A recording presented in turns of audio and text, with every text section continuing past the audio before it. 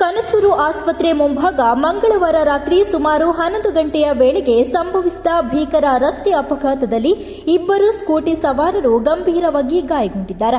ಕನಚೂರು ಆಸ್ಪತ್ರೆಯ ಎದುರಿನ ಮುಖ್ಯ ರಸ್ತೆಯಲ್ಲಿ ವೇಗವಾಗಿ ಸಾಗುತ್ತಿದ್ದ ಸ್ಕೂಟಿಗೆ ಎದುರಿನಿಂದ ಬರುತ್ತಿದ್ದ ಆಂಬ್ಯುಲೆನ್ಸ್ ಡಿಕ್ಕಿ ಹೊಡೆದ ಪರಿಣಾಮ ಸ್ಕೂಟಿ ಸಂಪೂರ್ಣವಾಗಿ ನಜ್ಜುಗುಜ್ಜಾಗಿದೆ.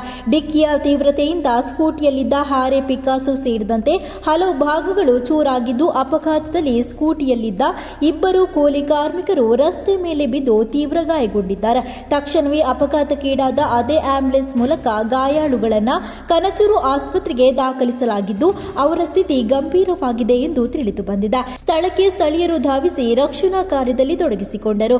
ಈ ಬಗ್ಗೆ ಪೊಲೀಸರು ಪ್ರಕರಣವನ್ನು ದಾಖಲಿಸಿಕೊಂಡು ತನಿಖೆಯನ್ನು ನಡೆಸುತ್ತಿದ್ದಾರೆ.